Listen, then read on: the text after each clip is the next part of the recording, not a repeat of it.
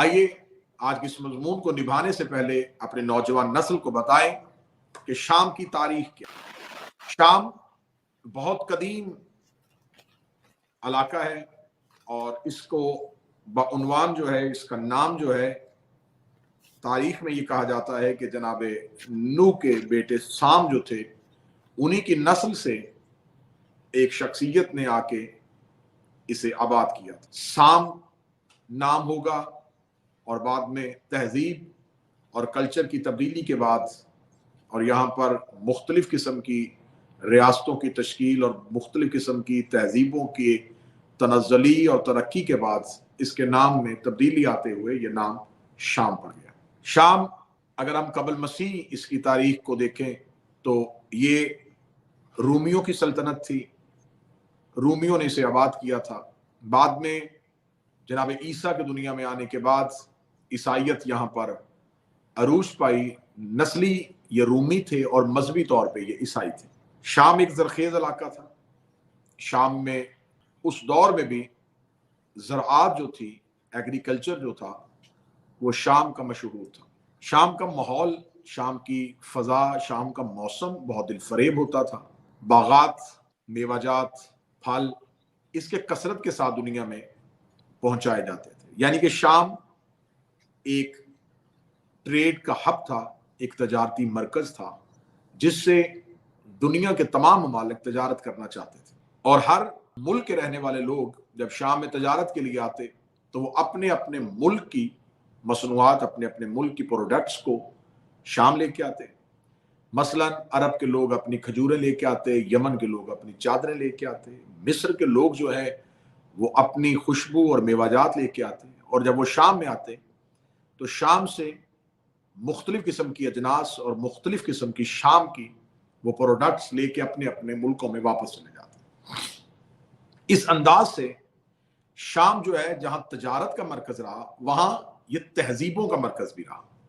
یہاں پر ہر تہذیب کے لوگ جو تھے وہ آباد ہونا شروع ہو گئے تھے، کیونکہ یہ صرف ایک ہی تہذیب یا ایک ہی کلچر کے لوگوں کے لیے نہیں تھا، ملٹی کلچرل سینٹر بن گیا یہ۔ یہاں پر دنیا کے تمام تہذیبوں کے لوگ آنا شروع ہوئے۔ کیونکہ میں بہت قریب سے شروع کروں گا، اگر میں شام کی ہسٹری کو بہت پیچھے لے کے جاؤں کہ کس کس دور میں کون کون سے انبیاء یہاں پہ آئے، تو میرا خیال ہے کہ موضوع بہت طویل ہو جائے گا اور مجھے اس موضوع کو نبھانے میں تھوڑی مشکل کا سامنا کرنا پڑے گا، لہٰذا میں موضوع کو بڑے قریب سے شروع کرتا ہوں۔ رسالت مآب صلی اللہ علیہ وآلہ وسلم کے دادا جو تھے، کیونکہ میں اس مضمون کو اپنے عشرہ محرم میں اسی چینل پہ ریکارڈ کروا چکا ہوں، بادی النظر ہم اس سے بھی گزریں گے، لیکن جو باتیں بیان ہو چکی ہیں ہم اس کو تکرار میں نہیں جائیں گے، لیکن یاد دہانی کروا دیں گے۔ رسالت مآب صلی اللہ علیہ وآلہ وسلم کے دادا جو تھے جناب ہاشم، ان کی پوری تاریخ میں نے اسی چینل میں ریکارڈ کروائی ہے۔ جناب ہاشم جو تھے وہ شام میں تجارت کی غرض سے جایا کرتے۔ جناب ہاشم کے ایک بھائی عبد الشمس، جن کا شام میں انتقال ہو گیا تھا، اور انہی کا ایک غلام امیہ جو تھا جو شام میں رہتا تھا، اور اس نے عبد الشمس کی جتنی بھی بزنس تھا، جتنا بھی کاروبار تھا، اس پہ وہ قابض ہو گیا، جس کا نام امیہ تھا۔ وہ جناب ہاشم کا سگا بھتیجا نہیں تھا، وہ عبد الشمس کا غلام تھا اور عبد الشمس کی اولاد نہیں تھی، اور عبد الشمس وہاں اکیلے رہتے تھے۔ جناب ہاشم جو تھے وہ مکہ میں تھے۔ اب امیہ جو تھا جب یہ شام میں آباد ہو گیا تو اسے پتہ چلا کہ جو ہاشم ہے، جو عبد الشمس کے بھائی ہیں، وہ مکہ کے سردار بھی ہیں اور مکہ کے رئیس بھی ہیں، اور یہ بڑا مشکل ہوتا تھا ایک وقت میں ایک انسان امیر تو ہے لیکن اس کے ساتھ ساتھ وہ اپنے علاقے کا رئیس بھی ہے۔ ضروری نہیں ہوتا کہ ہر امیر جو ہے وہ حکومتی امور کو بھی سر انجام دے، لیکن جناب ہاشم حاکم مکہ بھی تھے، رئیس مکہ بھی تھے، متولی کعبہ بھی تھے، اور مکہ کے سب سے بڑے تاجر بھی تھے۔ یعنی کہ مکہ کی تجارت بھی جناب ہاشم کے پاس تھی، خانہ کعبہ کی کفالت بھی ہاشم کے پاس تھی، اور عرب کے امیر لوگوں میں بھی جناب ہاشم کا شمار ہوتا تھا۔ اب امیہ جو تھا وہ مکہ پہنچا، اور مکہ پہنچ کے امیہ نے کلیم کیا کہ میں، کیونکہ عبد الشمس کا تمام کاروبار اور عبد الشمس کی ایک خود ساختہ اور من گھڑت وصیت اس کے پاس تھی، تو اس کے مطابق مکہ میں سرداری میں بھی مجھے حصہ دیا جائے۔ یہ ایک ٹرننگ پوائنٹ ہے آج کی گفتگو کو سمجھنے کے لیے، اور سامعین اسے غور سے سماعت فرمائیں گے۔ امیہ نے آ کے مکہ میں کلیم کیا کہ صرف اور صرف میں تجارت میں ہی ہاشم کے ساتھ پارٹنرشپ نہیں کروں گا، حصے داری تجارت میں نہیں ہوگی، سرداری میں بھی میری حصے داری ہو، اور مجھے مکہ میں سرداری میں بھی ہاشم کے ساتھ شریک بنایا جائے۔ یہ بہت بڑا کلیم تھا جو اس نے مکہ کے اکابرین کے سامنے آ کے کیا۔ اب تمام فیصلے جناب ہاشم خود کیا کرتے تھے، کیونکہ اب یہ فیصلہ ہی اور یہ جناب ہاشم کے مخالفت میں یہ بات کی گئی تھی۔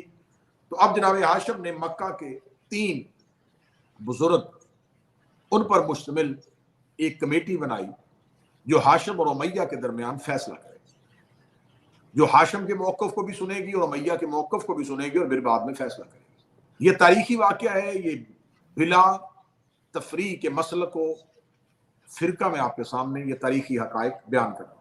جب امیہ نے اپنا یہ موقف ان 3 بزرگان کے سامنے رکھا تو ایک بینچ، جیسے کہ آج کہا جاتا ہے کہ 3 رکنی بینچ، ایک لارجر بینچ، وہ اس لیے کہ مکہ کے مختلف قبائل کے لوگ جو تھے وہ اس 3 رکنی قیادت پہ یقین کر رہے تھے، تو لہٰذا ان 3 لوگوں کا فیصلہ صرف 3 لوگوں کا فیصلہ نہیں، یہ پورے مکہ کا فیصلہ ہونا تھا۔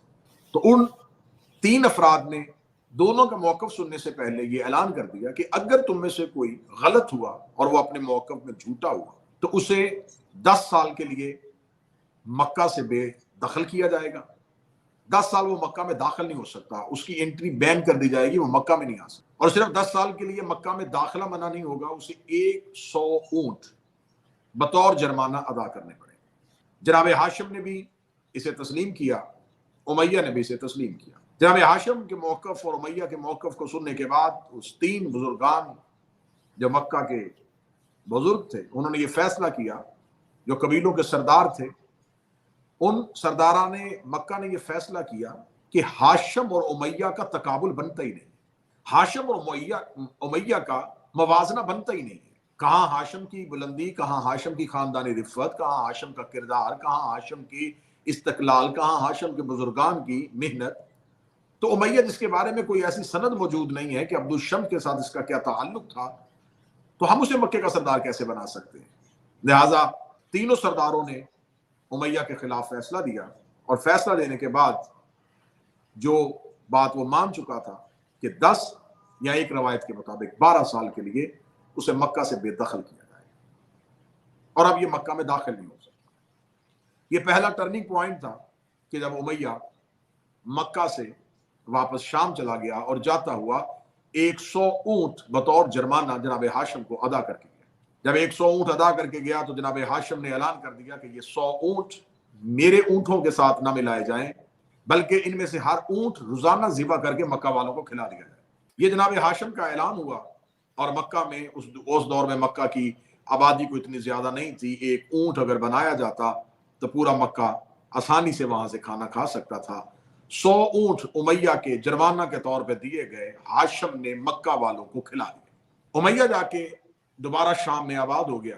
اب امیہ خود تو نہیں آ سکتا تھا، لیکن اس نے اپنی نسل میں سے آگے لوگوں کو دوبارہ مکہ منتقل کرنے کا سوچا۔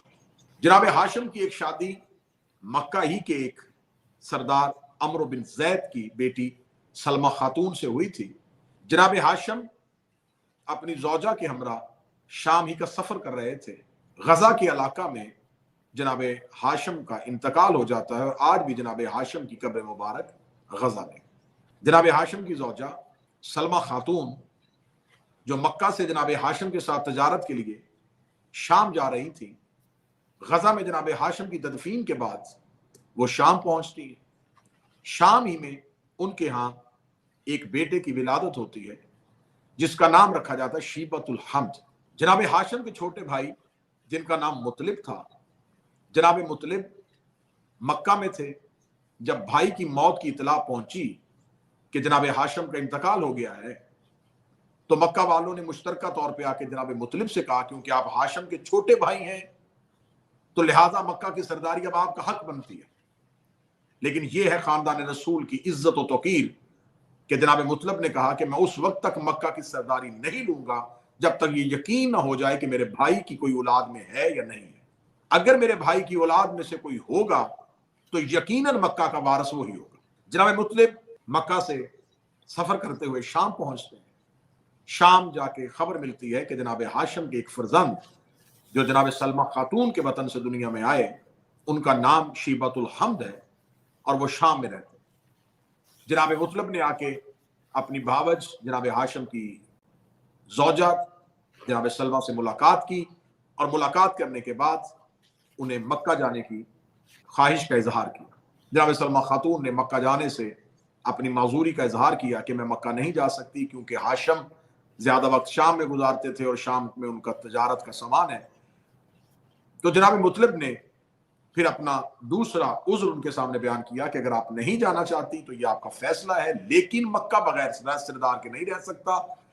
تو کیونکہ شیبۃ الحمد جو ہیں وہ جناب ہاشم کے سگے بیٹے ہیں، تو لہٰذا میں چاہوں گا کہ مجھے شیبۃ الحمد کو مکہ لے کے جانے دیں، کیونکہ یہ جا کے سرداری کا اختیار میں اسے سونپ دوں۔ بی بی نے کہا کہ ابھی تو شیبۃ الحمد چھوٹے ہیں، تو جناب مطلب نے کہا کہ میں اپنے سر سے یہ بوجھ اٹھانا چاہتا ہوں کہ بے شک چھوٹا ہے لیکن ہے تو سردار کا بیٹا۔ لہذا جناب مطلب نے جناب سلمہ کو اس بات پہ راضی کیا اور شیبۃ الحمد کو اپنے ساتھ اونٹ پہ بٹھایا اور اونٹ پہ بٹھا کے مکہ چلے گئے۔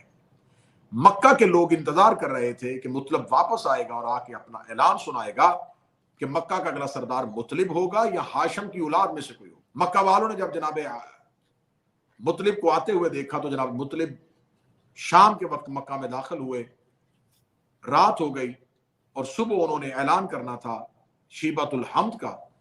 تو مکہ والوں نے رات ایک دوسرے سے پوچھا کہ کیا مطلب اکیلے آئے ہیں یا ان کے ساتھ کوئی آیا ہے؟ تو کیونکہ شیبۃ الحمد بچے تھے اور وہ جناب مطلب کے ساتھ اونٹ پہ بیٹھے ہوئے تھے، تو عربوں میں غلام کو عبد کہا جاتا تھا۔ تو لوگوں نے کہا کہ مطلب اکیلا نہیں آیا، مطلب کے ساتھ مطلب کا ایک عبد تھا، اور مطلب کے اس عبد کی وجہ سے شیبۃ الحمد کو مشہور کر دیا گیا عبد المطلب۔ یہ رسول اور مولا علی کے دادا تھے، ان کا اصل نام شیبۃ الحمد تھا۔ میں شیبۃ الحمد کہہ رہا ہوں اور ساتھ میں جملہ یہ بھی کہوں گا کہ ابھی قرآن نازل نہیں ہوا، اور یہ قرآن نازل ہونے سے پہلے شیبۃ الحمد ہے۔ کوئی رسول کے خاندان کے بارے میں اگر زبان کھولنے کی کوشش کرے کہ نبی کے آنے سے پہلے اسلام نہیں تھا اور معاذ اللہ رسول کے خاندان میں کوئی مسلمان نہیں تھا، تو اگر رسول کے خاندان میں کوئی مسلمان نہیں تھا تو باپ عبداللہ کیسے ہو گیا، دادا شیبۃ الحمد کیسے ہو گیا؟ خدا قسم کھا کے کہہ رہا ہے قرآن میں، یاسین والقرآن الحکیم انک لمن المرسلین، اے میرا سید و سردار مجھے حکمت والے قرآن کی قسم ہے کہ تم مرسلین میں سے ہے۔ اب یہ تاریخی کہانی میں آپ کے سامنے سنا رہا ہوں۔ شیبۃ الحمد مشہور ہو گئے عبد المطلب کے نام سے، اصل نام ان کا شیبۃ الحمد۔ جناب عبد المطلب جو تھے، جناب عبد المطلب کو بچپن تھا تو مکہ کی سرداری مل گئی۔ جب مکہ کی سرداری ملی تو جناب عبد المطلب جو ہے وہ جو ہی جوانی کے عالم میں آئے تو جناب عبد المطلب بھی جناب ہاشم کی طرح سوہو، تقوی اور اپنی استقامت اور جرت اور ہمت کے ساتھ مشہور ہو گئے۔ جناب عبد المطلب نے جب ابرہا نے خانہ کعبہ پہ حملہ کیا، یمن کے بادشاہ نے، تو ابرہا خانہ کعبہ پر جب حملہ کرنے کے لیے آیا تو وہ ہاتھیوں پہ لشکر لے کے آیا تھا۔ عربوں نے اس سے پہلے ہاتھیوں کا لشکر نہیں دیکھا تھا۔ عرب اس سے پہلے گھوڑوں پہ جنگ دیکھتے تھے، عرب اس سے پہلے خچر کی جنگ دیکھتے تھے، عرب اس سے پہلے اونٹوں کی جنگ دیکھتے تھے۔ تو اس دور میں ہاتھیوں کا لشکر لے کے جانا بالکل ایسا ہی ہے کہ جہاں ایک چھوٹا سا ملک ہو اور اس نے کبھی ٹینک اور توپیں نہ دیکھی ہوں اور وہ بندوق کے ساتھ جنگ کرنا چاہتے ہوں اور تلوار چلانا جانتے ہوں، اور وہاں کوئی ٹینک اور توپ لے کے چلے جائے تو ان کی کیا حالت ہوگی۔ تو بالکل ایسے ہی مکہ والوں کے لیے یہ بڑا خوف اور دبدبے کا عالم تھا کہ مکہ والے تو گھوڑوں پہ جنگ کرتے تھے اور کوئی ہاتھیوں کا لشکر لے کے آ رہا، اور یہ ہاتھیوں کا لشکر جہاں سے گزرتا تھا، جس کریا سے گزرتا، لوگ اس لشکر کو دیکھتے، گھروں کے اندر دبک کے رہ جاتے، ایک بہت بڑا لشکر آ رہا ہے۔ وہ دوسرے سے پوچھتے یہ لشکر کون ہے، کہاں جا رہا ہے؟ تو آواز دی جاتی کہ یہ اللہ کے گھر کو گرانے کے لیے جا رہا ہے، یہ مکہ میں خانہ کعبہ کو گرانے کے لیے جا رہا ہے، یہ کعبہ کو گرانے کے لیے جا رہا ہے۔ یعنی کہ ابھی خانہ کعبہ گرا نہیں، اور جہاں جہاں سے گزر رہا تھا لوگوں کو یقین ہو گیا کہ اب اللہ کا گھر گر جائے گا، خانہ کعبہ کو گرا دیا جائے گا، کیونکہ لشکر بڑا وسیع ہے اور ہاتھیوں کا لشکر ہے۔ لشکر پہنچنے سے پہلے خبر مکہ پہنچ گئی، ابھی لشکر نہیں آیا، خبر مکہ پہنچ گئی کہ ایک بہت بڑا لشکر ہاتھیوں کی صورت میں آ رہا ہے۔ یہاں پر میں تاریخی اعتبار کے ساتھ یہ جملہ پڑھوں گا کہ حضرت عبد المطلب جو ہیں وہ اپنے گھر میں بیٹھے ہوئے تھے، یا غلام نے آ کے حضرت عبد المطلب کو کہا کہ ایک بہت بڑا لشکر جو ہے یمن کے بادشاہ کی سربراہی میں، اور یمن کا بادشاہ خود لشکر کی قیادت کرتا ہوا مکہ کی جانب بڑھ رہا ہے اور مکہ تہس نہس کر دیں گے اور اللہ کا گھر گرانے کے لیے آئیں گے۔ حضرت عبد المطلب نے نہیں کہا کہ غلاموں کو کہو کہ تلواریں لے کے مکہ کے باہر چلے جائیں، سپاہیوں سے کہو کہ اسلحہ نکال لیں، مکہ کے باہر خندق کھودو، اپنے گھروں کی چھتوں پہ چلے جاؤ، اسلحے کا انتظام کرو، لشکر اکٹھا کرو۔ جناب عبد المطلب نے ایسی کوئی بھی پالیسی نہیں بتائی۔ جب کوئی بھی پالیسی نہیں بتائی تو مکہ کے لوگوں نے آگے غلام سے کہا کہ تو نے عبد المطلب سے جا کے بتایا ہے کہ لشکر آیا؟ انہوں نے کہا میں نے بتایا ہے۔ تو انہوں نے کہا عبد المطلب نے کیا کہا ہے؟ انہوں نے کہا عبد المطلب خاموش ہے۔ مکہ والوں نے کہا یہ کیسا سردار ہے، یہ کیسا رئیس مکہ ہے کہ پورا مکہ گرنے کے ایک مقام پہ ہے، ابرہہ پہنچ رہا ہے، ہمیں یمن کے بادشاہ کا خوف ہمارے سروں پہ مسلط ہے اور اس نے کوئی بھی جنگی پالیسی کر کسی بھی چیز کا اعلان نہیں کیا۔ یہ اسی حالت میں عبد المطلب گھر سے نکلتے ہیں۔ جب گھر سے نکلتے ہیں تو مکہ والے پوچھتے ہیں اے عبد المطلب تو کیوں نہیں بتا رہا کہ ہمیں کیا کرنا چاہیے؟ حضرت عبد المطلب نے کہا کہ جو خبر لے کے آیا ہے اس نے کیا کہا ہے کہ ابرہہ مکہ والوں کو قتل کرنے آ رہا ہے؟ انہوں نے کہا نہیں۔ کیا اس نے یہ خبر دی ہے کہ ابرہہ عبد المطلب کو قتل کرنے کے لیے آ رہا ہے؟ انہوں نے کہا نہیں۔ کیا اس نے کہا ہے کہ ابرہہ تمہارے مال اور مویشی لینے کے لیے آ رہا ہے؟ نہیں۔ کیا خبر دی ہے؟ کہتے ابرہہ ایک پیغام دے رہا ہے کہ میں اللہ کا گھر گرانے کے لیے جا رہا ہوں، میں خانہ کعبہ گرانے کے لیے جا رہا ہوں۔ تو حضرت عبد المطلب نے کہا پھر تمہیں پریشانی کی کیا بات ہے؟ تمہیں پریشان ہونے کی کیا بات ہے؟ وہ اللہ کا گھر گرانے آ رہا ہے، گھر جانے اور اللہ جانے۔ یہ جو میں جس وقت کی میں بات آپ کے سامنے کر رہا ہوں تو میری نوجوان نسل اور میرے بچوں کو اس بات پہ غور کرنا ہوگا کہ ابھی اسلام نہیں آیا، ابھی رسول دنیا میں نہیں آیا، ابھی حضرت عبد المطلب ہے، ابھی رسول کے باپ بھی دنیا میں نہیں آئے، ابھی رسول کے والد محترم دنیا میں آئیں گے، پھر رسول کے بابا کے بعد رسول دنیا میں آئیں گے۔ حضرت عبد المطلب اس وقت کہہ رہے ہیں کہ اس گھر کا کوئی مالک ہے۔ ابھی لوگوں کو لا الہ الا اللہ کا نہیں پتا تھا جب عبد المطلب نے بتا دیا تھا کہ کوئی اللہ ہے، کوئی خدا ہے، کوئی اس گھر کا مالک ہے۔ ابرہہ آتا ہے، مجھے واقعات کی تکرار نہیں کرنی، وہ حضرت عبد المطلب کے اونٹ پکڑ لیتا ہے، حضرت عبد المطلب اس کو جا کے کہتے ہیں کہ میرے اونٹ مجھے واپس کر۔ وہ کہتا ہے کہ اونٹ لینے کے لیے آ گیا ہے، خانہ کعبہ کی فکر نہیں۔ فرمایا اونٹوں کا مالک میں ہوں اور گھر کا مالک وہ ہے۔ اب یہاں مجھے ایک سوال رکھنا ہے آپ کے سامنے، سوال بھی نہیں بلکہ سوال کا جواب دینا ہے۔ سوال کیا جاتا ہے کہ جب مولا امیر المومنین نے خیبر اور خندق، صفین، جمل اور نہروان میں علی کی تلواریں چمکتی رہی، جو علی خیبر و خندق اور بدر احد میں لڑا تھا، جب سیدہ کے دروازے پہ آگ لگی تو اس علی نے تلوار کیوں نہیں اٹھائی؟ جب دروازہ رسول جل رہا تھا تو کیسے ہو سکتا ہے کہ علی جلتا ہوا دروازہ دیکھے؟ کیسے ہو سکتا ہے کہ علی آ کے ان شعلوں میں خاموش رہے؟ جو علی بدر میں خاموش نہیں رہے، جو خیبر و خندق میں خاموش نہیں رہے، اس علی کے لیے تم شیعہ کیوں کہتے ہو کہ وہ جلتا ہوا دروازہ دیکھ کے خاموش؟ اب یہاں میں جواب پہ ایک سوال رکھنے لگا ہوں۔ ابرہہ خانہ کعبہ کو گرانے کے لیے آیا تھا اور وہ ہاتھیوں کا لشکر تھا، ابھی اس نے خانہ کعبہ گرایا نہیں تھا، اس نے اعلان کیا تھا کہ میں گرانے والا ہوں۔ ہو سکتا ہے کہ وہ نہ گراتا، ابھی اس نے اعلان کیا تھا، یا خدا نے ابابیل کی چونچ میں پتھر ڈال کے ان پتھروں کے ساتھ ان ہاتھیوں کو مار دیا۔ اور خدا نے قرآن میں پوری کہانی ایک صورت میں بھیج دی، الم تر کیف فعل ربک باصحاب الفیل۔ تمہیں یاد نہیں کہ ہم نے ان ہاتھی والوں کے ساتھ کیا سلوک کیا تھا؟ خدا نے صرف بدلہ نہیں لیا، بدلے کا اعلان بھی کیا، اعلان صورت میں بھی بھیج دیا۔ خدا نے کر دیا اعلان، میرے مالک اس نے گھر نہیں گرایا تھا، ارادہ کیا تھا، فرمایا بے شک ارادہ کیا تھا، لیکن عبد المطلب کہہ چکا تھا کہ اللہ بچائے گا۔ جب اس نے کہہ دیا ہے تو اب بچانا ہے میں نے، اب مجھے اپنی ہونے کا ثبوت دینا ہے کہ اللہ ہے، لہذا اللہ ہونے کا ثبوت دینے کے لیے خدا نے ابابیلوں کے ساتھ ابرہہ کے ہاتھی مروا دیے۔ تو جب ہونے کے ثبوت میں خدا نے ابرہہ کے ہاتھی مروائے تھے، وہی خانہ کعبہ تھا، وہی مکہ تھا۔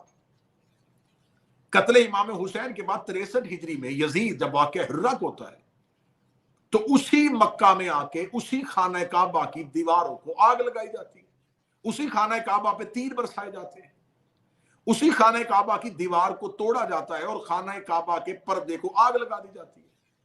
تو جس اللہ نے ابرہہ کے اعلان پہ اس کے ہاتھیوں سمیت لشکر مار دیا تھا، جب یزید کی فوج نے 63 ہجری میں خانہ کعبہ پہ حملہ کیا تو اس اللہ نے یزید کی فوج پہ اپنے ابابیل کیوں نہیں بھیجے؟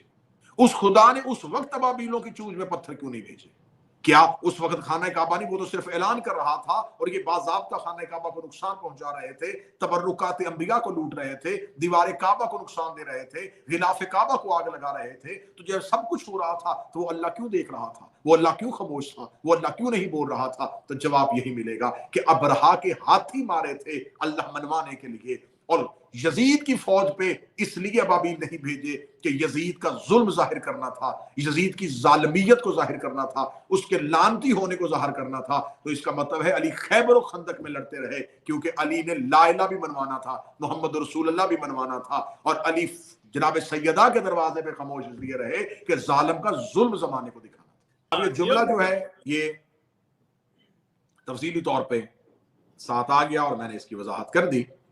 اب جناب عبد المطلب کا یہ کردار ملتا ہے. اب جب جناب عبد المطلب مکہ میں باقاعدہ جناب عبد المطلب کا یہ اعلان ہو جاتا ہے کہ صرف عبد المطلب رئیس مکہ ہی نہیں، عبد المطلب کے پاس یہ روب بھی ہے کہ عبد المطلب جو ہے وہ جب کہتا ہے آسمان سے غیب کی مدد آ جاتی ہے، اور اللہ کا نمائندہ ہوتا ہی وہ ہے کہ جب وہ کہے تو لشکر ادھر سے نہ آئے ادھر سے آئے. جو یہاں کے سپاہیوں کا رستہ دیکھے اسے یہاں کا حاکم کہتے ہیں، جو وہاں سے لشکر بلائے اسے وہاں کا حاکم کہتے ہیں. کیونکہ عبد المطلب صرف مکہ والوں کے سردار نہیں تھے، نمائندہ قدرت بھی تھے، اللہ کے زمین کے نمائندے بھی حضرت عبد المطلب تھے.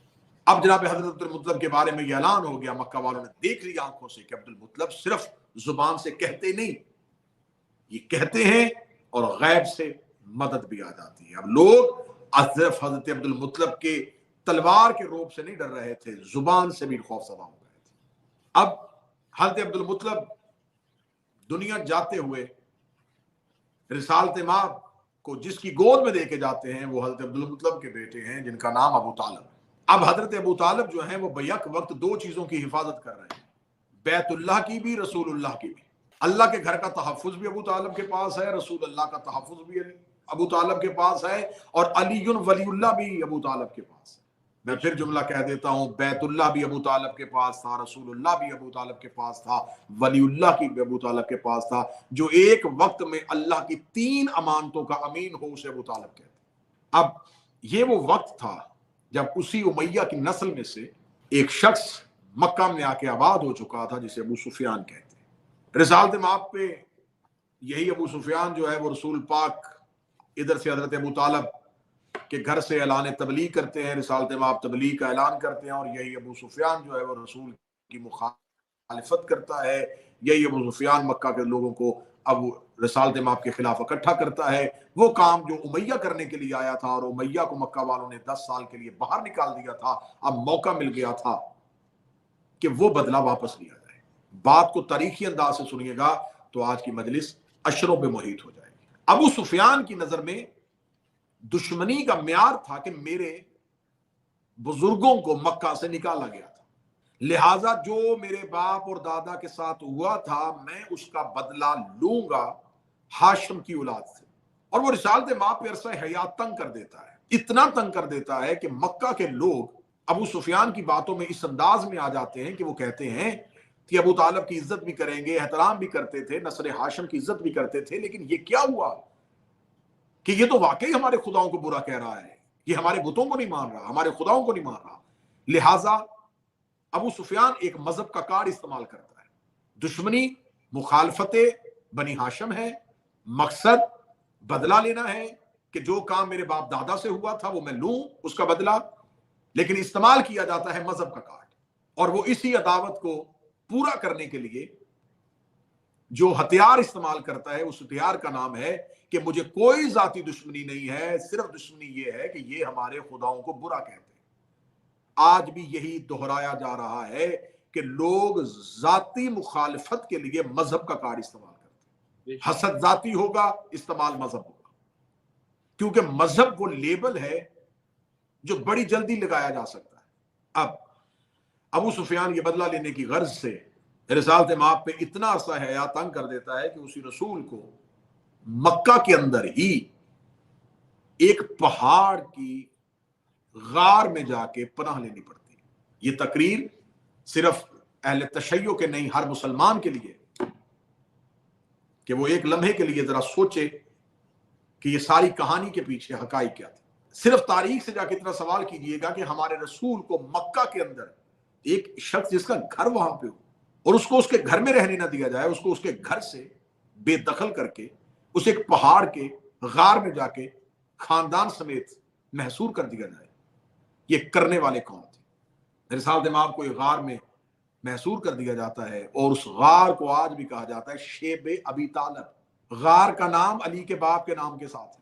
جب تک شیب ابی طالب رہے گا تب تک ایمان ابو طالب پہ بات کرنے والوں کی زبان بند رہے گی، کیونکہ یہ شیب ابو سفیان نہیں، یہ شیب ابی طالب ہے۔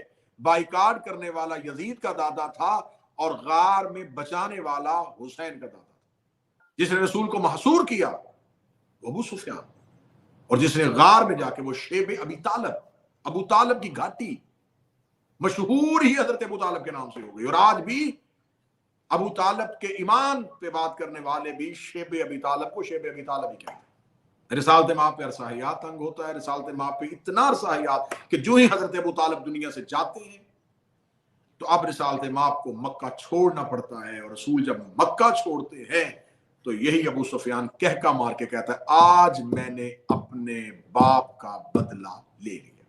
دیکھیں حقائق آپ کے سامنے کیسے آئیں گے کہ جس امیہ کو ہاشم نے مکہ والوں سے فیصلہ کروا کے مکہ سے نکالا تھا، آج اسی ہاشم کے پوتے کو میں نے پورے مکہ کے ساتھ مل کے مکہ سے نکال دیا۔ لیکن اسے خبر نہیں تھی کہ امیہ کی نسل ضلالت لے کے مکہ میں واپس آئے گی اور ہاشم کا پوتا نبوت لے کے مکہ میں واپس آئے گا۔ رسالت مآب کو جب مکہ سے بے دخل کیا جاتا ہے تو رسالت مآب مکہ کے بالکل قرب میں جا کے ایک ریاست کا آغاز کرتے ہیں جسے مدینہ کہا جاتا ہے۔ مجھے تاریخی سفر لمحوں میں کرنے ہیں، اور رسول اسی مدینہ سے ایک جب مدینہ جا کے آباد ہو جاتے ہیں تو مدینہ ایک مکہ سے بھی لوگ مدینہ پہنچتے ہیں، یمن کے لوگ آ جاتے ہیں، فارس سے سلیمان چل پڑتا ہے، ابو ذر غفاری آ جاتا ہے۔ جب مکہ میں کیونکہ ابو سفیان مسلسل اپنے مخبروں کے ذریعے رسالت کی خبر لیے ہوئے تھا کہ اب کیا ہو رہا ہے، تو وہ کہتے ہیں کہانی تو الٹ گئی، مدینہ والوں نے اپنے گھر دے دیے، مدینہ والوں نے اپنا کاروبار دے دیا، تو مدینہ میں تو اس رسول کی رسالت کے چرچے ہو گئے۔ جو کام مکہ میں بیٹھ کے اسے نہیں کرنے دیا جا رہا تھا مدینہ میں وہ کھل کے کر رہا ہے، اور اتنا کھلم کھلا کر رہا ہے کہ مدینہ میں اسے کوئی روکنے والا نہیں۔ یہی بعض اوقات باطل یہ سمجھتا ہے کہ ہم کسی کو شہر سے نکالیں گے تو کام رک جائے گا، لیکن انہیں نہیں پتا ہوتا کہ دوسرے وطن میں بیٹھ کے بھی اگر کوئی بندہ موقف کو پھیلا رہا ہو تو اصل میں دشمن کی موت گئی ہے۔ رسالت مآب کی یہ سیرت و سنت ہے۔ رسالت مآب نے وطن چھوڑا، موقف نہیں چھوڑا۔ رسالت مآب نے گھر چھوڑا، نظریہ نہیں چھوڑا۔ رسالت مآب نے اپنے آباء و اجداد کے وطن کو خیر بات کہا، اپنے نظریے اور اپنے موقف کو خیر بات نہیں کہا۔ رسالت مآب نے مدینہ آ کے جب اسلامی سلطنت کا آغاز کیا تو اب یہ خبر ابو سفیان کے لیے بڑی مشکل تھی۔ اس نے کہا کہ ابھی سٹارٹ ہے اسلام کا، ابھی تھوڑے لوگ ہیں، اگر ان کو زیادہ ٹائم دے دیا تو یہ بہت زیادہ لشکر بنا لیں گے، لہذا تھوڑوں پہ حملہ کریں۔ تو یہ مکہ سے 1000 لوگوں کا لشکر لے کے مدینہ پہ حملہ کرنے کے لیے آتا ہے، اور رسالت مآب اسے جا کے بدر کے میدان میں روکتے ہیں اور 1000 کے سامنے 313 کھڑے کر دیتے ہیں۔ ابو سفیان کا 1000، ادھر سے 313، 1000 گھوڑوں پہ، یہ 313 میں سے صرف چند گھوڑے، ان 1000 کے پاس تلواریں، ان میں سے کچھ کے پاس تلواریں، وہ 1000 جنگ کا سامان لیے ہوئے، یہ بھوکے اور پیاسے، وہاں سردار، یہاں غلام، وہاں عرب کے رئیس مکہ کے، یہاں مدینہ کے غریب۔ وہ سمجھتا تھا کہ جب غلام سردار کے سامنے آئے گا جس نے مکہ میں ساری زندگی اپنے غلامی کی اس سردار کی، تو سردار کے سامنے تلوار کیسے اٹھائے گا؟ اگر کسی کا بیٹا رسول کی محبت میں مکہ چھوڑ کے مدینہ جا کے مسلمان ہو گیا ہے تو جب یہاں سے سامنے باپ کو دیکھے گا تو بیٹا تلوار کیسے اٹھائے گا؟ لیکن اسے خبر نہیں تھی حکمت پروردگار کیا تھی۔ ادھر سے 1000 اور ادھر سے اکیلا ابو طالب کا بیٹا علی آیا۔ بدر میں ابو سفیان کو بہت بری شکست ہوئی، اور بری شکست کے بعد اس کو ناکام واپس پلٹنا پڑا۔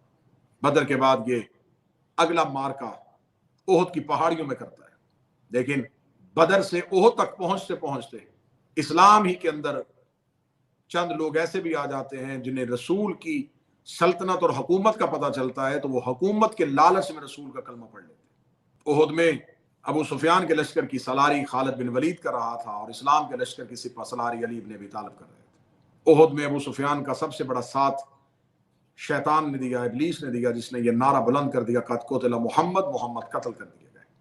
تازہ ہوئے مسلمانوں نے نبی کے قتل کی خبر سنی، انہوں نے میدان جنگ چھوڑ دیا اور ایک حکمت اور ایک پالیسی کے تحت ہاری ہوئی جنگ کو دوبارہ فتح کی طرف لے کے آیا۔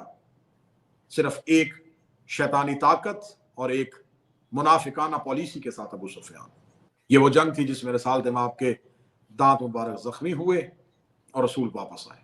बदर और उहद की इस जंग के बाद फिर रसूल तमाम ने एक ऐसा मंजरनामा दिखाया तारीख को कि एक बहुत बड़ा लश्कर लेकर रसूल उसी मक्का में वापस चले गए। इस तारीखी वाक़े को फतह मक्का के नाम से याद किया जाता है, लेकिन मैं तारीख पढ़ रहा हूं, लेकिन तनाजुर वही है।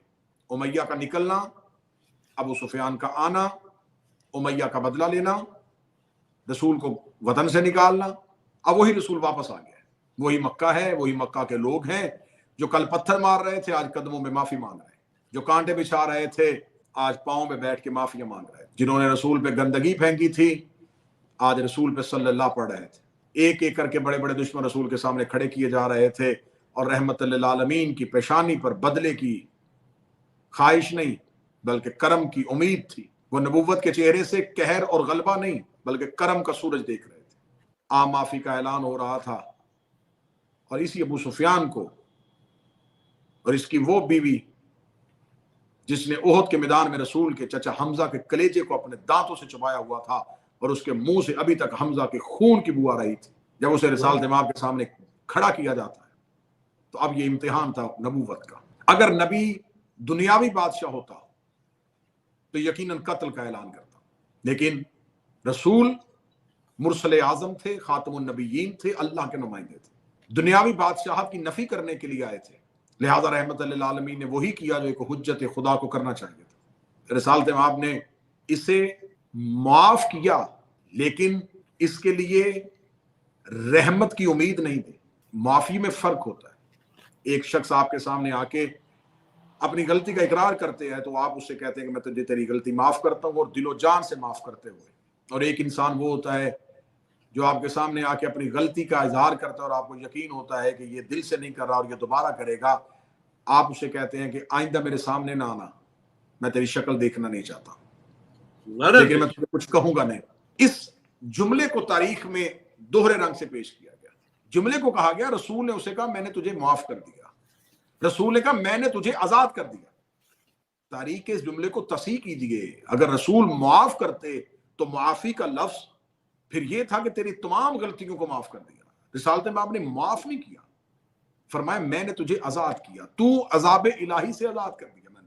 मैं तुझे अपने बदले से आजाद करता हूं, मैं बदला नहीं ले रहा, बदले से आजाद किया, माफ नहीं किया। अब यही अबू सुफियान जिसे रसूल ने बदले से आजाद किया और उसकी बीवी के लिए कहा कि ये मेरे सामने दोबारा ना आए क्योंकि मुझे मेरे चचा हमजा याद आते। शोहर को आजाद किया और बीवी से आम नफरत का ऐलान करते हुए कहा ये मेरे सामने ना आए। ये था रसूल की सीरत। आज हमें लोग शिया होके, शिया उलमा का लिबास पहन के कहते हैं कि जनाब सैयदा के कातलीन के साथ तुम्हें नरम रवैया रखना चाहिए क्योंकि इस्लाम हमें इस चीज का दर्स देता है। तो इस्लाम किसने सिखाया था? रसूल ने।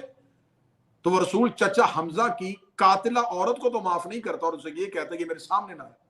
तो जो रसूल अपने चचा की कातिला और कलेजा चबाने वाली का चेहरा नहीं देख सकता, तो हम भी जनाब सैयदा के कातिल का नाम नहीं सुनना चाहते। ये इज़हार नफरत का एक तरीका था जो रसूल ने हमें सिखाया कि जिससे नफरत की जाए, फिर उसका जिक्र भी ना सुना जाए, उसकी शक्ल भी ना देखी जाए और उसे देखा भी ना जाए। वक्त बड़ी तेजी से गुजर रहा है और मुझे इसी मौजू पे अभी बात रुक गई।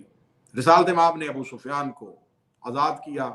ये अबू सुफियान का किरदार फिर इस्लाम में ये मिलता है कि जब बाद रसूल मौला अली से हक के खिलाफत छीन लिया गया तो अब अबू सुफियान के लिए दो चीजों में से एक था, या तो वो अली की मुखालफत वाले लोगों के पास जाता, लेकिन उसे डर था कि अली की मुखालफत कैसे करूंगा, उसने बदर उहद में अली देखा हुआ था, लिहाजा उधर जाने से पहले वो मौला अली के पास आया और आके उसने मौला अमीर अल मोमिनीन से कहा कि मैं मक्का और मदीना की गलियों को सवारों और प्यादों से भर दूंगा, यानी कि घोड़े वालों और पैदल चलने वालों से मदीने की गलियों को भर दूंगा, आप उठिए और बदल लीजिए।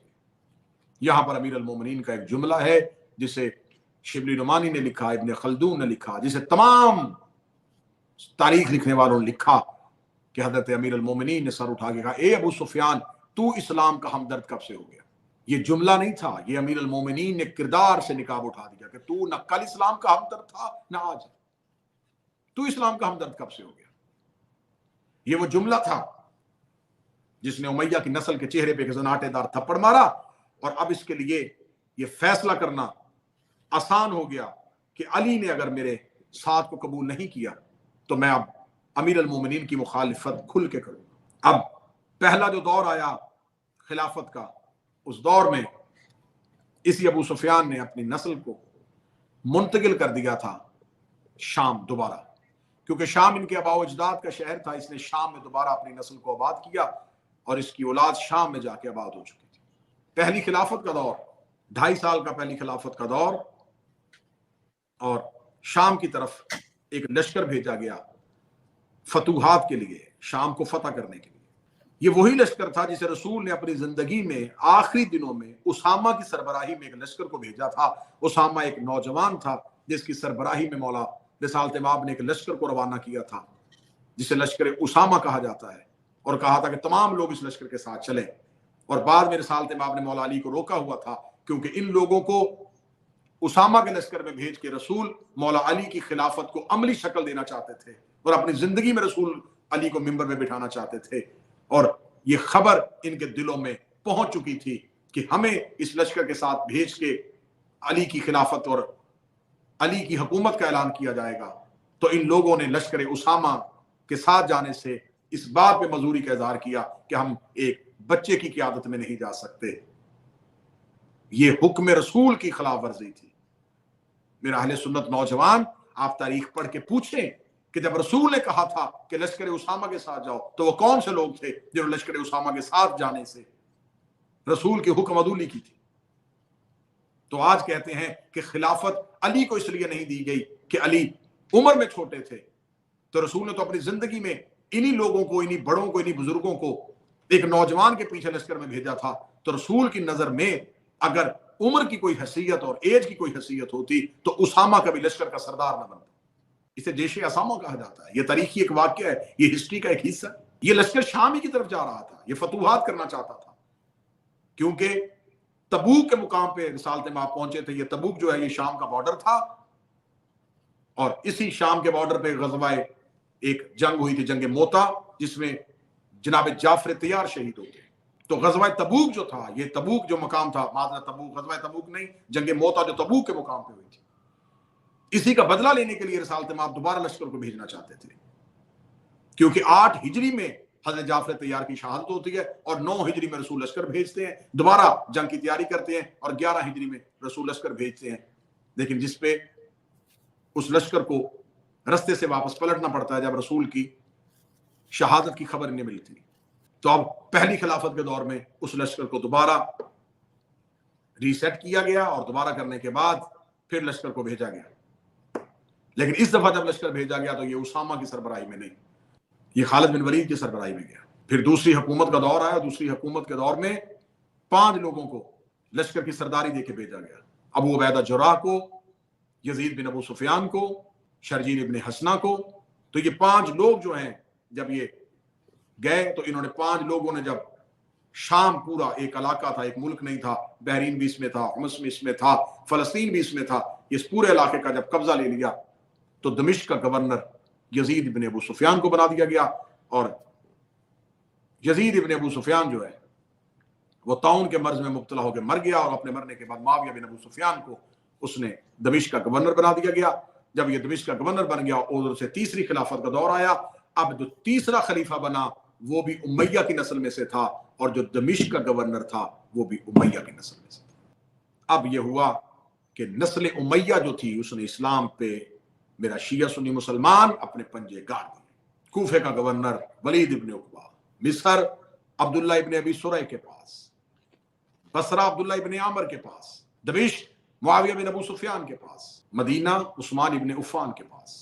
جو خلیفۃ رسول وہ بھی نسل امیہ، جو دمشق کا گورنر وہ بھی نسل امیہ، بصرہ جس کے پاس وہ بھی نسل امیہ، کوفہ جس کے پاس وہ بھی نسل امیہ، مصر جس کے پاس وہ بھی نسل امیہ۔ اب نسل امیہ پھیل گئی تمام مملکت اسلامی کے اعلیٰ عہدوں پر۔ کون امیہ؟ جسے مکہ سے نکالا گیا تھا۔ کون امیہ؟ جس نے رسول کے دادا ہاشم سے بدلہ لینے کا سوچا تھا۔ اب اس کی نسل اسلام کے تمام اعلیٰ عہدوں پہ بیٹھ چکی تھی. جو مدینے میں جس کے پاس مہر خلافت تھی وہ مروان تھا، وہ مروان بن حکم بن عاص بن حرب بن امیہ. تمام کا اگر میں شجرہ پڑھوں گا تو تمام لوگ امیہ سے تھے. نسل امیہ نے اسلام پہ قبضہ کر لیا. تیسرے خلیفہ کا قتل ہوتا ہے، بنی امیہ ساتھ دینے کے لیے کوئی نہیں آتے. اب یہاں پر ایک تاریخی غلطی کا میں اور ازالہ کروں گا. تیسرے خلیفہ ایک ایک امیہ رشتہ دار کو خط لکھ لکھ کے کہتے ہیں کہ لوگ مجھے قتل کرنا چاہتے ہیں مدینے پہ، میں نے تمہیں اعلیٰ عہدوں پہ بٹھایا، تم وہاں بیٹھ کے اپنا اپنا مال کھا رہے ہو، تم مدینے میں میرے تحفظ کے لیے کیوں نہیں آتے؟ تو اب نسل امیہ میں سے کوئی مدد کے لیے نہیں آتا. یہاں پر تاریخ میں ایک واقعہ ملتا ہے کہ مولا علی جناب حسنین کو بھیجتے ہیں کہ پہرا دیا جائے. اس تحفظ کو تیسری خلافت کے ساتھ ایک اچھے اور بہتر تعلق کی ایک نشانی بتایا جاتا ہے. مسئلہ خلیفہ کا تحفظ نہیں تھا، مسئلہ تھا مدینہ تو رسول میں قتل نہ ہو. رسول نے کوئی خون مدینہ میں نہیں بہنے دیا تھا. رسول نے بدر مدینہ سے باہر جا کے بدر کے کنویں پہ جا کے جنگ لڑی، احد کی پہاڑیوں پہ لڑی. رسول مدینہ میں خون بہانے کو حرام کہہ چکے تھے کہ مدینہ کو امن کا شہر بناؤ. تو جب نانا نے جس شہر کے لیے امن کی مثال دی گئی ہو تو نواسے وہاں دشمن کا بھی قتل نہیں برداشت کر سکتے تھے. تو یہ خلیفہ تو رسول کا تحفظ نہیں، یہ مدینہ تو رسول کا تحفظ. تیسرے خلیفہ کے قتل کے بعد حکومت علی بن ابی طالب کے پاس آتی ہے اور چاروں طرف سے اموی جال علی کی حکومت کے خلاف کام کرنا شروع کر دیتے.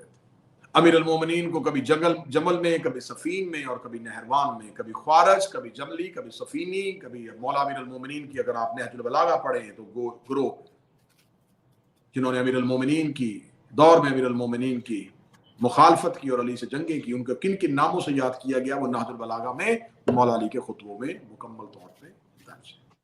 اب جب معاویہ بن ابو سفیان تخت دمشق کا گورنر بنا تھا اور شام اس کے پاس آیا تھا اور یہ شام کا حاکم بنا تھا تو اس نے باقاعدہ جمعہ کے خطبوں میں مولا امیر المومنین کو گالیاں دلوانا ضروری کہا. میری نوجوان نسل، میں بغیر کسی نفرت کے اہل سنت تک یہ پیغام پہنچا رہا ہوں. آپ اپنی کتابیں اٹھا لیجئے گا، آپ اپنی کتابوں سے پڑھ لیجئے گا. مولا امیر المومنین پہ معاویہ بن ابو سفیان نے جو علی کو جمعہ کے خطبوں میں گالیاں دلوائیں وہ کتنی دیر دلوائیں تھی؟ 70 سال. یعنی کہ جو 1 سال کا بچہ جمعہ پڑھنے کے لیے باپ کی گود میں بیٹھا تھا وہ 70 سال کا بوڑھا ہو گیا تھا اور اس وقت بھی علی کو گالیاں دی جا رہی تھی. اور یہ جو گالیاں دے رہے تھے یہ کوئی گلیوں میں پھرنے والے لوگ تھے، یہ خطیب جمعہ تھے. خطیب جمعہ کی حیثیت مذہب اسلام میں کیا ہے میرے اہل سنت بھائیوں؟ وہ ایک اعلیٰ عہدہ ہوتا ہے جو جمعہ کا خطبہ دیتا ہے. اب نماز جمعہ کا خطیب جب علی کو گالیاں دے رہا تھا تو اس کا مطلب ہے یہ اسلامی اس دور کی ایک بہت بڑی حیثیت، ایک بہت بڑے عہدے میں بیٹھا تھا. اگر یہ بہت بڑے عہدے میں بیٹھا تو اس کا مطلب یہ حدیثیں بھی دیتا ہوگا، یہ رسول کی حدیث نقل بھی کرتا ہوگا، یہ روایتیں بھی بیان کرتا ہوگا، یہ قرآن کی آیتوں کی تفسیر بھی بیان کرتا ہوگا. اب میرے اہل سنت بھائی بتاؤ، جو 70 سال ممبروں پہ علی کو گالیاں دیتے رہے، ان 70 سال گالیاں دینے والوں کی روایتوں سے ولایت علی یا محبت علی کیسے دیکھو؟ ان کی حدیثوں سے تمہیں علی کیسے نظر آئے گا؟ ان کی روایتوں سے علی کیسے نظر آئے گا؟ ان کی بیان کی ہوئی قرآن کی تفسیروں سے تمہیں علی کیسے نظر آئے گا؟ جو کھلم کھلا گالی دے رہے تھے وہ تم سے علی کے فضائل کی حدیث بیان کرتے. وہ کہتے کہ رسول نے کہا تھا جو علی سے دشمن رکھے گا وہ مجھے دشمن رکھے گا. یہ حدیث وہ خطیب جمعہ نقل کرتا جس نے جمعے والے دن علی کو گالی دی ہو اور وہ ہفتے والے دن تمہیں حدیث سنائے. 70 سال کے جمعہ کے خطیبوں نے نہیں، اس دور کے محدثین نے، اس دور کے تابعین نے، اس دور کے راویوں نے، اس دور کے مفسروں نے 70 سال باقاعدہ امیر المومنین کا میڈیا ٹرائل کیا اور وہ 70 سال میں جو تاریخ لکھی گئی وہ تاریخ علی کی دشمنی میں لکھی گئی. امیر المومنین شام فتح کرنا چاہتے تھے لیکن شام والوں نے اپنی پالیسیوں کے ساتھ علی کو کبھی سفین میں روک لیا، کبھی کوفہ میں علی کے خلاف بغاوت کروا دی. امیر المومنین کے بعد امام حسن کو اتنا تنہا کر دیا گیا کہ امام حسن کا ساتھ دینے والا کوئی نہیں تھا اور مجبوراً مولا امام حسن کو ایگریمنٹ کرنا پڑا. وہ صلح، وہ معاہدہ تھا. اب صاحبان جب شام کو اس طریقے سے حکومت نے اپنے قبضے میں لے لیا تھا تو اب امیر المومنین کے لیے یہ مشکل ترین فیصلہ تھا کہ امیر المومنین اب کس طرح کا اعلان کرتے. امام حسن کو تنہا کر دیا گیا تھا. جب امام حسن کو تنہا کر دیا گیا اور امیر المومنین علی بن ابی طالب کو تنہا کیا گیا, تو اب یہاں پر تاریخ میں ایک واقعہ ملتا ہے کہ حضرت امام حسن علیہ السلام کی شہادت کے بعد اس نے دیکھا کہ میں نے نسل امیہ نے کہ ہم نے خلافت اسلام کی بنیادیں ہلا دی ہیں, تو اب قتل امام حسین کی تیاری شروع کی. جو ہی قتل حضرت امام حسین کی تیاری کی تو یہ ایک مشکل ترین امر تھا نسل امیہ کے لیے. لیکن وہ اپنی طاقت اور اقتدار کے نشے میں اتنا چور تھا, وہ یہ سمجھتا تھا کہ یہ فیصلہ بڑا آسان ہو جائے گا. لیکن اسے نہیں پتا تھا کہ حسین ابن علی کے پاس ایک زینب جیسی بہن بھی. لشکر حسین تو کربلا میں رک گیا, لیکن لشکر زینب کربلا سے شام کی طرف چل پڑا. اس لشکر کی سپہ سالاری, اس کی قیادت عباس کی آقازادی کر رہی تھی. اس لشکر کی قیادت علی ابن ابی طالب کی زینت کر رہی تھی. اس لشکر کی قیادت مفسرہ قرآن کر رہی تھی. یہ یزیدی منصوبہ تو تھا کہ علی کی بیٹی کو پہلے کوفہ لایا جائے اور پھر شام پہنچایا جائے, لیکن یہ حکمت الہی بھی تھی کہ کوفہ نے علی سے بے وفائی کی ہے, پہلے بدلہ زینب کوفہ سے لے گی. شام والوں نے 2 حجتوں کا قتل کیا ہے, پھر بدلہ شام والوں سے لے گی. پہلے بدلے کا میدان کوفہ کے بازار میں سجا. پوری طاقت پوری ہمت کے ساتھ علی کی بیٹی کو خطبے کو روکنے کی کوشش کی گئی, لیکن کوفے کا وہ حاکم جس سے کوفے والوں کی بدن کانپتے تھے, جس کے غصے کی وجہ سے, جس کے ظلم کی وجہ سے کوفہ کانپتا تھا, اس بدترین حکمران کو علی کی بیٹی نے قیدی ہاتھوں کے ساتھ ابن مرجانہ کہہ کے بلایا. اے مرجانہ کا بیٹا, اے سعد کا پسر. جب کوفے والوں نے ایک قیدی عورت کو ایک ظالم حاکم کے ساتھ اس طرح بات کرتے ہوئے دیکھا تو کوفہ والوں کو ابن سعد کی اوقات کا پتہ چل گیا اور علی کی بیٹی کی توقیر کا پتہ چل گیا. کوفہ زخمی پاؤں کے ساتھ رونتی ہوئی علی کی بیٹی بڑھتی بڑھتی ایسے بڑھی کہ شہزادی چل پڑی شام کی جانب. یکم سفر علی کی بیٹی کو دربار شام اور شام کے باہر صدر دروازے پہ کھڑا کیا گیا. جس دروازے پہ کھڑا کیا گیا اسے آج بھی باب الساعات کہتے ہیں. ساعت کہتے ہیں گھنٹے کو, کئی گھنٹے کھڑے ہونے والا دروازہ. یہ مقام تھا جہاں پر بی بی کو یہ کہہ کے روک دیا گیا کہ شہزادی ابھی شام کے بازار سج رہے ہیں, ابھی شام کے در و دیوار سج رہے ہیں. قیدی ہاتھوں کے ساتھ, قیدی زیور کے ساتھ, جہاں چند منٹ کھڑے ہونا مشکل تھا, وہاں علی کی بیٹی نے 15 اذانیں سنی. 15 اذانوں کو اگر میں وضاحت کروں, 3 دن اسی دروازے کے باہر کھڑی رہی علی کی بیٹی. یہ کون کھڑی ہے جو باپ کے سامنے نہیں آتی تھی؟ یہ کون کھڑی ہے جس کے 18 بھائی اس کے روب سے واقف تھے؟ یہ کون کھڑی ہے جسے قرآن فتح مبین کہا تھا؟ یہ کون کھڑی ہے جس کی ماں مسجد میں جاتی تھی اور رسول کھڑے ہو جاتے تھے؟ یہ کون کھڑی ہے جس کے احترام میں ممبر سلونی کا وارث خطیب اٹھ کے کھڑا ہو جاتا تھا؟ اور یہ چادر پہنے نہیں کھڑی, یہ مکنا اوڑے نہیں کھڑی, یہ کنیزوں کے جھربٹ میں نہیں کھڑی, اس کے ہاتھ گردن کے پیچھے بندھے ہوئے ہیں, اس کے پاؤں میں زنجیریں ہیں, اور یہ اکیلی نہیں کھڑی. اس کے ساتھ ایک نیزہ زمین پہ گاڑا گیا ہے, اس نیزے کے اوپر اسی کے بھائی حسین کا سر ہے. اس کے سامنے نیزوں پہ اس کے بھائی اور بھتیجوں کے سر, بیٹوں کے سر, انہی سروں کے درمیان کھڑی ہے علی کی بیٹی, جسے جہاں پہ کھڑا کیا گیا ہے اس کے سامنے وہ امام کھڑا ہے جس کے ہاتھوں میں ہتھکڑیاں, کمر میں لنگر, گردن میں توق, پاؤں میں بیڑیاں, جھکی ہوئی گردن, جھکی ہوئی کمر, اور وہ سید الساجدین عزم و استقامت کی علامت بنے ہوئے کھڑے علی کی بیٹی کو بلا بلا کے کہہ رہے تھے, اماں گھبرانا نہ, میں سجاد ساتھ. بس آخری الفاظ کہوں گا کہ جناب فضہ خود روایت کرتی ہیں کہ میں بار بار شہزادی کے سامنے آ کے کھڑی ہوتی تھی, اور مسلسل کھڑے رہنے کے ساتھ जब बीबी फिजा के पाँव के नीचे से खून आना शुरू हुआ तो शहजादी मखदूमा शाम ने अपना सर जनाब फिजा की कमर पे मार के कहा, अम्मा आपके पाँव फट गए, आप अपना कदम क्यों नहीं बदल रही? रो के कहती, बीबी मैं पाँव इसलिए नहीं उठाना चाहती, ऐसा ना हो मैं पाँव उठाऊं और किसी शराबी की नजर आपके पाँव पे चली जाए। मैं गवारा नहीं करती कि कोई अली की बेटी के पाँव देख ले।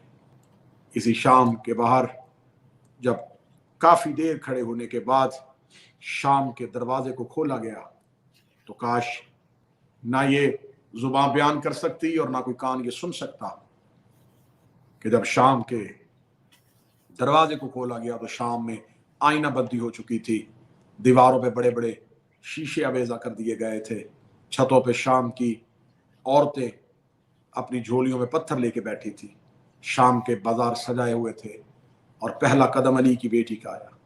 पहले कदम का आना था। ढोल की आवाज पे एक आवाज बुलंद हुई, जिसने बदर उहद के बदले लेने हो, जिसने खैबर और खंदक के बदले लेने हो, उसी अली की बेटी आ गई है। एक पत्थरों की बारिश हुई और इसी पत्थरों की बारिश में चलते हुए शहजादी ज़ैनब का पहला कदम शाम के बाजार में आया। पहले कदम का शाम के बाजार में आना था। सज्जाद के लहू ने शाम की गलियों में बहना शुरू किया। ज़ैनब आलिया को इस अंदाज में चलते हुए देखा। सरे हुसैन ने अपनी आंखें बंद की। नो के नेजा पे सूरह कहफ की तलावत शुरू हुई। बीबी की आवाज़, हुसैन आंखें न बंद कर, मैंने 70 कदम पे आपका सजदा देखा था। हुसैन नेजे पे अपनी बहन का चलना देख। खुदा जनाब सैयदा पे जुल्म करने वालों पे लानत करे। खुदा हमें मोहब्बत अहले बैत नसीब फरमाए, मवद्दत आले मोहम्मद नसीब फरमाए। अला लानतुल्लाहि अलल कौम ज़ालिमीन व सयअलमुल लज़ीना ज़लमू अय्युल कालिमीन।